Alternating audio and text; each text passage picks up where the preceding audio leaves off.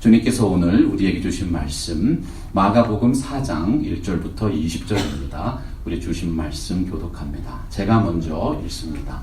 예수께서 다시 바닷가에서 가르치시니 큰 무리가 모여들거늘 예수께서 바다에 떠있는 배에 올라 앉으시고 온 무리는 바닷가 육지에 있더라.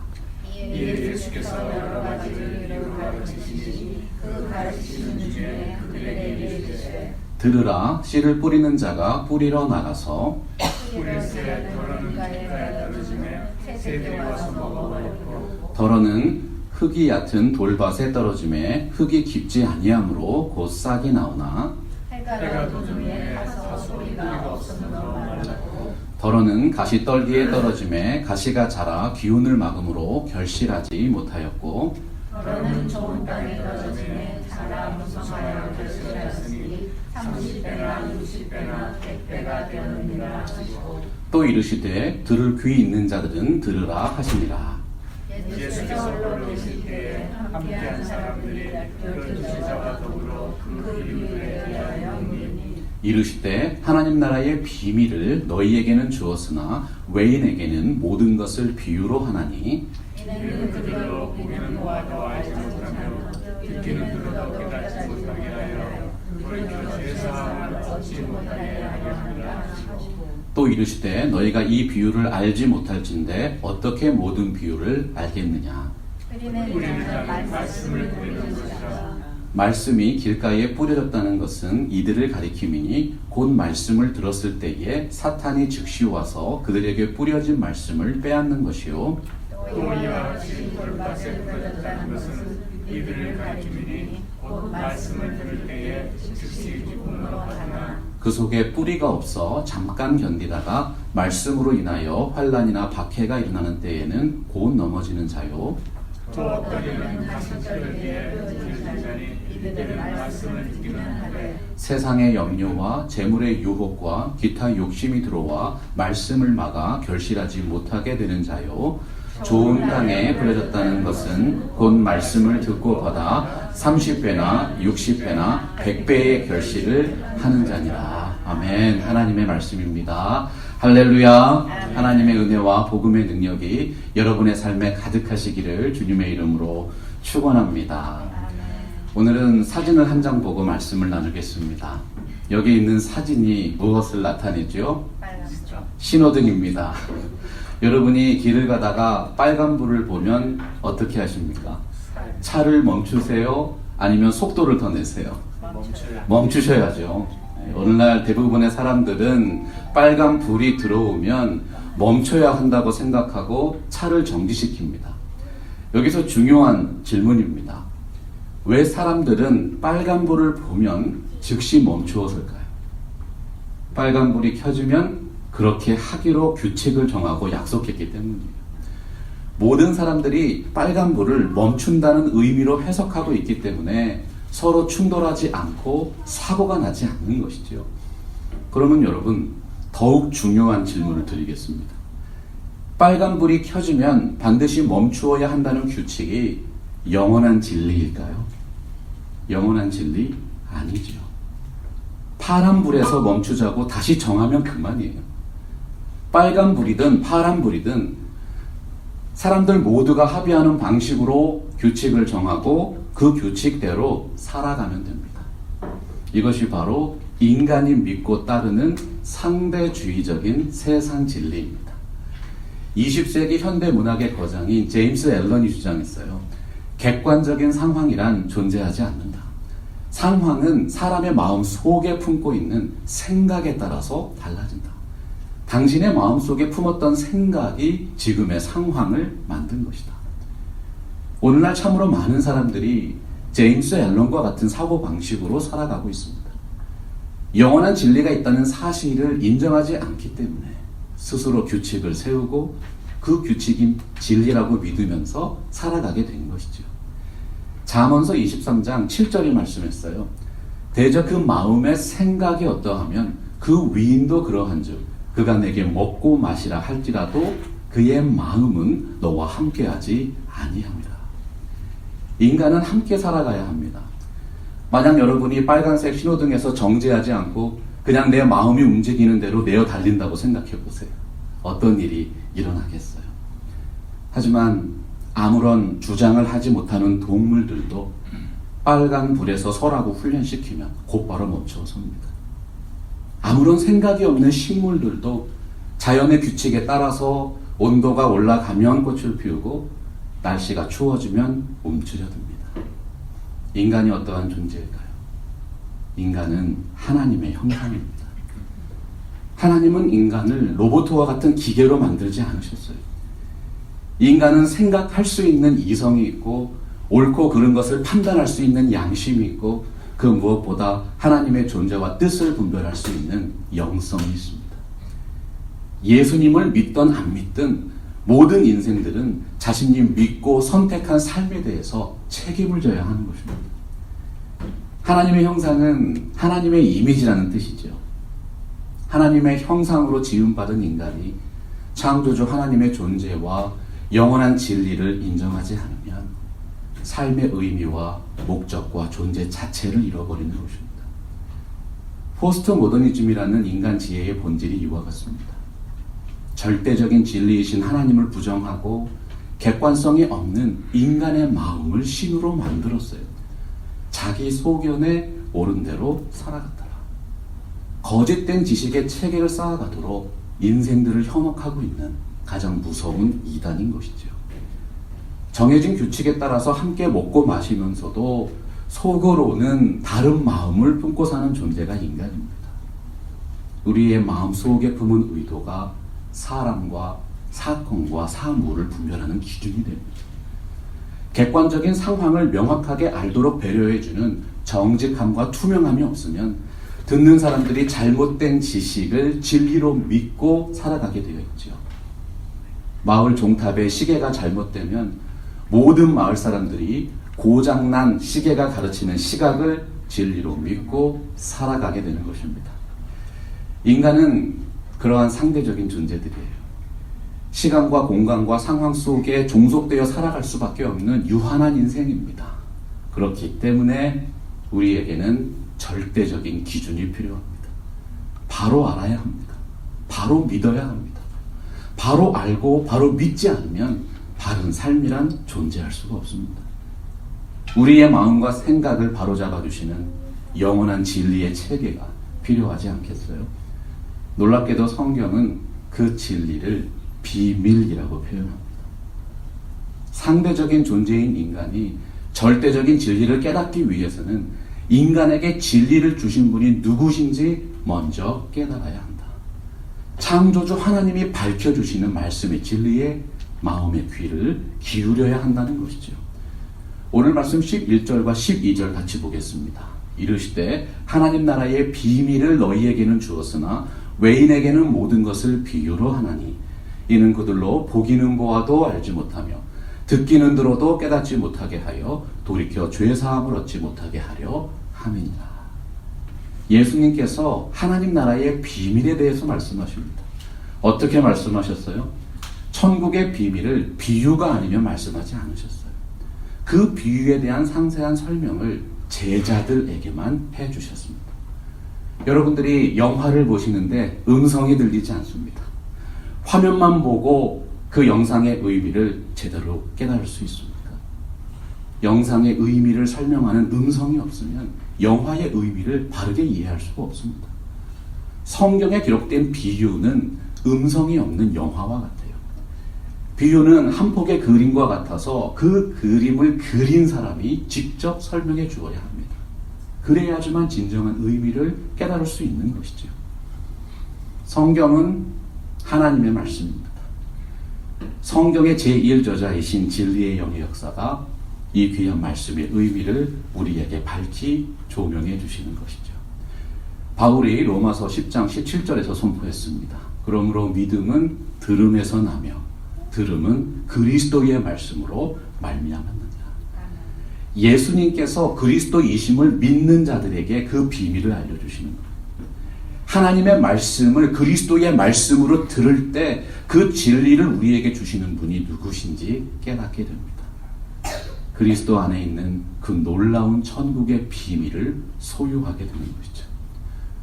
사랑하고 존경하는 성도 여러분, 여러분은 예수 그리스도께서 선포하신 천국의 비밀을 소유한 분들입니까? 천국에 대한 비유를 어떻게 믿고 이해할 것인가? 예수님의 가르침을 묵상하겠습니다. 예수님께서 다시 바닷가로 가셨을 때 수많은 무리가 몰려왔습니다. 그분들 모두가 예수님을 만나고 예수님의 말씀을 듣기 원했어요. 하지만 그들이 예수님을 만나고자 하는 마음의 의도와 목적이 달랐습니다. 어떤 사람은 병을 고치기 위해서 예수님께 나왔습니다. 어떤 사람은 예수님을 정죄하고 죽이기 위해서 나왔습니다. 어떤 사람은 말씀을 통해서 치유받고 자신이 처해 있는 인생의 문제를 해결받기 원했습니다. 그리고 어떤 사람은 예수님을 주님으로 믿고 신실하게 따르기 원하는 진짜 제자들도 있었던 것이죠. 예수님이 작은 배를 강단 삼아서 오르셨습니다. 바닷가에 모여든 사람들에게 하나님의 말씀을 선포하셨어요. 여러 가지 비유로 가르치시니 그 가르치시는 중에 그들에게 이르셨다. 복음서에 기록된 이르셨다는 표현은 이제부터 하는 말씀은 반드시 듣고 믿으라는 뜻입니다. 말씀은 들어도 되고 듣지 않아도 되는 것이 아니라는 것이죠. 말씀은 반드시 들어야 한다. 귀로만 듣는 것이 아니라 마음과 뜻과 정성을 다해서 받들어 믿고 순종해야 한다. 말씀을 들어도 건성으로 듣고 말씀을 통해서 나타나는 하나님의 뜻을 외면하며 살아가는 인생도 있습니다. 인간의 의도와 편견에 따라서 하나님의 말씀의 본뜻을 왜곡시킬 수 있습니다. 그런데 그렇게 들으면 하나님이 원하시는 바른 믿음으로 살아갈 수 없게 되는 것이죠. 인지심리학에 보면 사람은 자기가 듣고 싶은 것을 골라 듣는 습성이 있다고 했어요. 우리의 마음과 성품과 힘을 다해서 하나님의 말씀을 듣고 믿어야지만 이러한 인간의 습성을 이기고 성화의 길로 나아갈 수 있습니다. 하나님의 말씀을 바로 듣고 바로 믿는 진실한 신앙이 있을 때 비로소 바른 삶이 시작되는 것입니다. 해변에 있는 우리들에게 천국의 비밀을 비유로 말씀하셨어요. 인생들이 가지고 있는 가장 근본적인 문제와 해결책에 대해서 말씀하셨습니다. 그곳에 있던 사람들 모두가 예수님의 비유의 말씀을 들었습니다. 하지만 그들 모두 그 비유의 의미를 깨닫고 믿게 된 것이 아니었죠. 왜 이런 일이 생긴 것일까요? 예수님이 설교를 제대로 못해서입니까? 그들이 이해할 수 없도록 일부러 말씀의 본뜻을 왜곡해서 헷갈리게 만드셨습니까?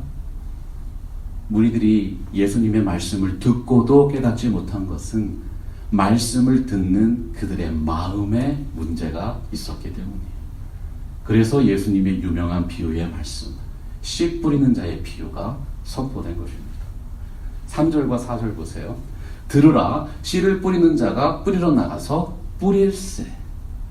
당시 이스라엘에서 농사를 지을 때는 밭에 씨를 뿌려서 경작하는 파종법을 사용했어요. 농부가 씨를 가지고 밭에 나가서 직접 뿌립니다. 아니면 씨를 부대에 담아서 한쪽에 구멍을 내고 동물의 등 위에 올려서 쭉 씨를 뿌리면서 나아가는 방법을 사용했죠. 중요한 것은 우리가 흔히 알고 있는 대로 밭을 미리 갈아서 잡초나 돌을 제거한 다음에 씨를 뿌리지 않았다는 것입니다. 팔레스타인 지방에서 파종을 할 때는 밭에 남아있는 구루터기나 잡초들을 제거하지 않고 그 위에다가 씨를 뿌립니다. 열매를 얻기 원하는 씨앗들을 잡초들과 함께 갈아엎으면서 씨를 심는 방법을 사용한 거예요. 그러니까 한번 생각해 보세요. 이 파종법에 따르면 뿌린 씨앗이 잘 심겨지고 열매를 맺기 위해서는 무엇이 가장 중요합니까? 그 밭 자체가 원래부터 열매 맺기에 합당한 상태입니다. 첫 번째 밭의 유형은 길가입니다. 뿌릴새 더러는 길가에 떨어짐에 새들이 와서 먹어버렸다. 우리나라의 논 모양을 보면 넓은 땅 위에 사각형 형태로 논을 구분했죠. 물을 대는 부드러운 땅이 있고 그 사이로 사람이 걸어다니는 단단한 길을 구분해 놓았습니다. 팔레스타인의 밭도 비슷한 구조로 되어 있어요. 씨앗이 심겨나서 자라나는 부드러운 땅이 있고 사람이 걸어다니는 단단한 땅이 함께 있습니다. 단단한 길가는 농부가 아무리 열심히 씨앗을 뿌려도 뿌리 내리질 못합니다. 원래부터 그 땅이 길가이기 때문에 농부가 쟁기질하지 않아요. 표면이 너무 단단하기 때문에 씨가 땅 속에 심겨지지 어려운 것이죠. 여러분, 단단한 길가는 원래부터 열매를 맺을 수 없는 땅이었어요. 농사를 지을 수 없을 정도로 굳어진 땅이라는 사실을 강조하는 말씀이에요. 여러분들이 전도를 나가셔서 복음 전해 보시면 바로 경험하시죠? 군고구 마냥 생고구 마냥 찔러 보면 압니다. 말씀의 진리를 전하면 듣는 이들의 마음이 부드러운 분들이 있고 참으로 단단한 아스팔트 같은 분들이 있어요. 교회에서 설교자가 말씀 전할 때도 마찬가지 아니겠습니까? 말씀의 진리를 깨닫기 원하는 간절한 마음으로 씨앗을 받으면 그 씨앗이 심겨집니다. 그런데 말씀 듣기 전부터 믿음의 눈을 달아버리면 딱딱하게 굳어진 콘크리트 교회가 돼요. 눈에 보이는 건물만 남은 회칠한 무덤이 되는 것이죠. 오늘 말씀 15절 보면 예수님이 이 비유에 대해서 설명해 주셨습니다. 말씀이 길가에 뿌려졌다는 것은 이들을 가리키느니 곧 말씀을 들었을 때에 사탄이 즉시 와서 그들에게 뿌려진 말씀을 빼앗는 것이다. 겉으로 보기에는 은혜를 받는 것 같습니다. 마음의 감동도 있어 보입니다. 그런데 속마음이 굳어져 있습니다. 인간관계에서 받은 상처 때문일 수 있습니다. 기독교 신앙이나 교회에 대한 반감 때문일 수도 있습니다. 그런데 정말 중요한 것이 있어요. 사람의 속마음이 단단해지면 사탄이 즉시 와서 뿌려진 말씀을 빼앗아 간다는 사실이에요. 인생이 화려해 보입니다. 스스로 자유로운 삶을 살아가는 것처럼 보이기도 합니다. 하지만 말씀을 듣고자 하는 마음조차 없으면 이미 사탄에게 마음을 빼앗긴 것입니다. 사탄의 역사를 분별하는 기준이 무엇입니까? 하나님의 말씀을 바르게 깨닫지 못하게 만든다. 인간이 처음에 타락하게 된 원인을 한번 생각해 보세요. 하나님이 정말로 그 실과를 먹지 말라 하느냐. 하와가 말씀의 진리를 바르게 깨닫고 적용하지 못하도록 그녀의 마음을 흔들어서 빼앗은 것입니다. 오늘날 유행하는 포스트 마더니즘이 현대에 새로 나온 사상입니까? 아닙니다. 인류가 진리로부터 타락할 때 그때부터 시작된 거예요. 오늘날에도 너무 많은 인생들이 사탄의 거짓말에 속아서 교회를 비판하고 예수 그리스도를 부인하고 있습니다. 결과적으로 그들은 하나님의 말씀을 진리로 받아들이지 않고 인간의 생각을 정당화하는 종교적인 도구로만 이용하고 있는 거예요. 하나님의 말씀 성경과 교회사의 교훈을 기억해야 합니다. 악한 마귀 사탄은 성경을 하나님의 말씀으로 믿는 신앙을 무너뜨려서 교회의 믿음의 근거를 약화시킨다. 사랑하는 존경하는 성도 여러분, 성령의 검, 하나님의 말씀을 선포하며 살아가십시오. 천국의 비밀은 하나님의 말씀을 믿음으로 깨닫게 되어 있습니다. 하나님의 말씀 성경은 우리 교회가 가장 소중히 여기고 바르게 사용해야 하는 영적인 공격 무기인 것이죠. 두 번째 밭의 유형은 흙이 얕은 돌밭입니다. 더러는 흙이 얕은 돌밭에 떨어짐에 흙이 깊지 아니하므로 곧 싹이 나오나 해가 돋은 후에 타서 뿌리가 없으므로 말랐다. 밭에서 일을 하다 보면 홈이나 쟁기가 바위나 자갈에 부딪히는 경우가 있어요. 그런 땅에는 새롭게 씨를 뿌리거나 식물을 옮겨 심어서 경작할 수 없죠. 이스라엘 농부는 처음에 씨를 뿌릴 때 모든 밭이 부드러운 밭이라고 믿고 씨를 뿌립니다. 오늘 말씀에 씨 뿌리는 자는 땅이 단단한지 땅 속에 바위가 들어있는지 상관하지 않습니다. 그냥 하나님의 말씀에 씨앗을 뿌리는 것입니다. 하나님께서 악인과 의인 모두에게 은혜의 단비를 내려주십니다. 우리 팜스프링스 개혁장로교회는 세상 모든 민족들에게 하나님의 말씀을 전파해야 하는 사명을 가진 교회라고 믿습니다. 누구나 복음의 씨앗을 받지만 모두가 복음을 믿고 그리스도인이 되는 것이 아닙니다. 왜 그렇죠? 그 마음속에 돌덩이와 같은 불신앙이 들어있기 때문이에요. 오늘 말씀의 돌밭은 겉으로는 복음을 믿고 받아들이는 것처럼은 보이지만 사실은 믿음이 없는 분이죠. 예수님께서 돌밭에 뿌려진 복음을 어떻게 설명하셨어요? 또 이와 같이 돌밭에 뿌려졌다는 것은 이들을 가리킴이니 곧 말씀을 들을 때에 즉시 기쁨으로 받으나 그 속에 뿌리가 없어 잠깐 견디다가 말씀으로 인하여 환난이나 박해가 일어나는 때에는 곧 넘어지는 자다. 마음이 돌밭 같은 사람은 그리스도 안에 깊이 뿌리내린 믿음의 기초가 없습니다. 믿음의 뿌리가 하나님께 닿아 있지 않으니까 환난과 시험이 오면 견디지 못하고 신앙을 잃어버리는 것이죠. 그래서 말씀이 교훈하지 않습니까? 모든 지킬 만한 것 중에 더욱 너희의 마음을 지키라. 하나님의 말씀을 순전히 받아들일 수 있는 부드러운 마음밭을 유지해야 한다. 마음 속에 숨겨져 있는 죄악의 돌밭을 제거하는 회개의 영성을 추구해야 합니다. 마음밭에 단단한 돌멩이들이 많으면 뿌리 깊은 신앙으로 성장할 수가 없습니다. 미움이라는 쓴뿌리 제거해버리세요. 원망이라는 마음의 잡초 없애버리세요. 생명의 근원이신 그리스도의 복음이 뿌리내려서 우리의 영혼이 더욱 풍성하게 성장해야 하는 것이죠. 바닷가에 가시면 갯벌이 있어요.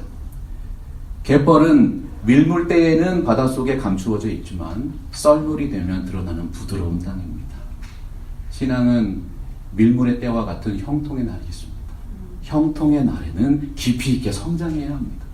그래야지만 썰물과 같은 고난의 때에도 갯벌처럼 풍요로운 결실을 맺을 수 있어요. 하나님은 상하고 통회하는 마음으로 예배에 나오시는 모든 분들을 결코 외면하지 않으십니다. 더욱 풍성한 하나님의 은혜와 진리로 촉촉하게 적혀주시는 것이죠.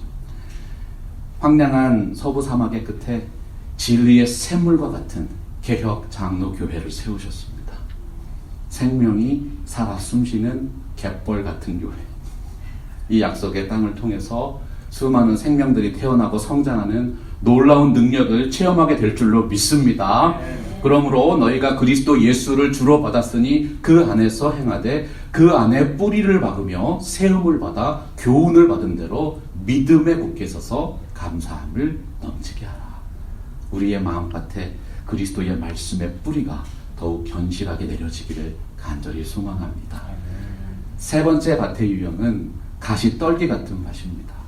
더러는 가시떨기에 떨어짐에 가시가 자라 기운을 막음으로 결실하지 못하였다.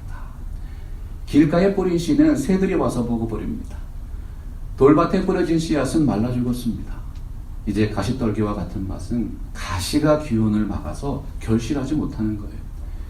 인간의 마음속에 꽉 차 있는 가시는 세상의 염려와 재리의 유혹과 육신의 정욕입니다. 예수님께서 구체적으로 해설해 주셨죠. 또 어떤 이는 가시떨기에 뿌려진 자니 이들은 말씀을 듣기는 하되 세상의 염려와 재물의 유혹과 기타의 욕심이 들어와서 그 말씀을 막아 결실하지 못하게 된 자다. 기독교 철학자인 파스칼은 인간의 마음 깊은 곳에는 하나님이 아니고는 결코 채워질 수 없는 공간이 있다고 했습니다. 사람의 마음속에 정욕과 유혹과 염려의 가시가 들어차면 그 빈 공간에 도달할 수 있는 영적인 통로가 막히게 됩니다. 우리의 마음의 중심을 하나님께 먼저 내어드리는 것이 영적인 예배자의 삶이죠. 마음의 중심을 빼앗기면 염려가 들어오고 의심이 들어오고 세상적이고 마귀적인 것들이 마음과 생각을 흔들어 버리는 것입니다. 잠언서 22장 4절 보면 겸손과 여호와를 경외함의 보상이 재물과 영광과 생명이라고 했어요. 재물과 영광과 생명의 강조점이 있는 것이 아닙니다. 오직 한 분 하나님을 사랑하고 예배하는 진정한 지혜와 겸손이 필요하다. 먼저 그의 나라와 그의 의를 구할 때 비로소 우리의 삶에 모든 필요를 채워주시는 하나님의 역사가 체험됩니다. 어떤 분들은 길가보다는 돌밭이 그리고 돌밭보다는 가시덤불이 더 좋은 신앙이라고 해석하기도 해요. 그런데 하나님 말씀 성경 잘 살펴보면 결국은 모두가 구원에 이르지 못하는 죽은 신앙이라고 말씀하고 있어요. 그 이유가 무엇이죠? 구원이 하나님의 말씀의 열매이기 때문이에요. 하나님의 말씀에 의해서 예수 그리스도에게 견고하게 접붙여지는 성령의 역사가 일어납니다. 구원에 이르는 믿음의 뿌리가 말씀을 통해서 마음과 영혼에 깊이 내려집니다. 그리스도 예수 안에 들어있는 천국과 영생이 구원의 열매로 맺어지게 되는 것이죠. 결론적으로 예수님은 좋은 밭과 같은 마음을 소유한 사람이 구원의 열매로 맺혀진다고 선포했습니다. 우리 오늘 말씀 8절 한번 같이 읽어볼까요? 시작. 더러는 좋은 땅에 떨어짐에 자라 무성하여 결실하였으니 30배나 60배나 100배가 되었느니라 하시고, 천국 복음은 겨자씨와 같습니다. 그렇기 때문에 설교자도 겨자씨와 같은 인생입니다. 심겨질 때는 눈에 볼 수 없을 정도로 너무나도 작고 미약합니다. 그런데 그 말씀이 성령의 은혜 안에서 자라나고 성장하면 수많은 열매를 맺는 나무가 되는 것이죠. 그리스도께서 2000년 전에 뿌리신 천국복음의 역사를 통해서 오늘도 수많은 사람들이 하나님의 나라를 유혹으로 받고 있어요. 아브라함의 자손들이 됩니다. 그리스도의 형제로 맺어지고 있는 것이죠. 오늘날 이 땅의 수많은 교회들을 통해서 엄청난 복음의 씨앗이 세상에 뿌려지고 있습니다. 하지만 세상 모든 사람들이 그 말씀을 믿고 구원받는 것은 아닙니다. 8절을 잘 보세요. 더러는 좋은 땅입니다. 좋은 땅과 같은 사람들, 믿음이 있는 분들이 구원을 받게 됩니다. 하나님의 말씀을 듣되 그 말씀을 나에게 주시는 말씀으로 받습니다. 그 말씀을 그냥 좋은 말씀이 아니라 하나님의 말씀으로 믿습니다. 마음밭에 받아들여서 삶으로 가꾸며 살아가는 분들인 것이죠. 하나님이 인정하시는 믿음은 얼마나 오랫동안 신앙생활을 했는가에 있지 않습니다. 그 오랜 세월을 한결같은 마음으로 달려온 진실한 인내가 있는가. 하나님은 사랑의 수고를 보신다고 했습니다. 하나님은 우리가 얼마나 많은 성경 지식을 가지고 있는가, 그 지식의 양을 통해서 구원의 문을 조금씩 열어주시는 것이 아닙니다. 그 말씀을 깨달은 만큼 믿음으로 고백하며 가르쳐 전파했는가, 그 말씀을 지키려고 정성을 다했는가, 우리 마음의 의도와 목적을 저울질하시는 것이죠. 하나님께서 이 땅에서 찾기 원하시는 진정한 믿음이 무엇일까요? 믿음의 뿌리가 견고해서 신실하게 하나님의 뜻을 지키는 분들입니다. 마음밭이 좋은 분들을 만나보세요. 모든 일에 있어서 하나님의 인도하심을 받기 원하는 간절함이 있습니다. 개혁주의 신학자이신 요한 칼빈이 강조했습니다. 진정한 말씀의 사람은 그렇기 때문에 기도의 사람이 될 수밖에 없다. 은혜는 겸손의 문을 통해서 들어오고 마귀는 교만의 문을 통해서 들어옵니다. 하나님은 우리의 속마음을 전부 꿰뚫어 보고 계십니다. 하나님의 은혜와 능력을 전심으로 의지하는 겸손한 신앙 되게 하여 주옵소서. 모든 교만과 불순종의 세력은 물러갈지어다. 예수 그리스도의 말씀의 역사가 우리의 마음과 삶에 충만하게 되기를 간절히 소원합니다. 뿌리는 자는 말씀을 뿌리는 것이라. 이스라엘의 농부는 처음에 씨를 뿌릴 때 모든 밭이 부드러운 땅이라고 믿고 부지런히 씨를 뿌립니다. 그 땅이 단단한지, 그 땅 속에 바위가 들어있는지, 가시덤불이 있는지 상관하지 않고 모두에게 똑같은 말씀의 씨앗을 뿌린다. 말씀을 받는 사람들에게 가장 중요한 것이 무엇입니까? 또 이르시되 들을 귀 있는 자들은 들으라 하시니라. 왜 말씀을 듣는 귀가 필요합니까? 땅에 뿌려지는 하나님의 말씀이 천국의 비밀을 담고 있는 진리이기 때문이죠. 이르시되 하나님 나라의 비밀을 너희에게는 주었으나 외인에게는 모든 것을 비유로 하나니 이는 그들로 보기는 보아도 알지 못하며 듣기는 들어도 깨닫지 못하게 하여 돌이켜 죄사함을 얻지 못하게 하려 함이니라. 다시 한번 여쭤봅니다. 여러분은 이 비밀을 들은 분들입니까? 예수께서 이르시되 내가 곧 길이요 진리요 생명이니 나로 말미암지 않고는 아버지께로 올 자가 없느니라. 이 비밀은 너희 안에 계신 그리스도니 곧 영광의 소망이니라. 천국의 비밀, 그리스도 예수를 믿는 분들인 줄로 믿습니다. 하나님의 나라가 예수 그리스도를 통해서 이미 이 땅에 도래했음을 전파하는 것이 복음의 비밀인 것이죠. 이 시간 여러분들이 가장 사랑하는 분들을 떠올려 보세요. 여러분이 정말 그 놀라운 비밀을 소유했다면 그 비밀을 알려주어야 하지 않겠습니까? 천국의 비밀을 소유한 사람들로 타락한 세상을 약속의 땅으로 바꾸어 가시는 진정한 하나님 나라의 개척자들이 되시기를 우리 주 예수 그리스도의 이름으로 축원합니다. 말씀 앞에서 경외함으로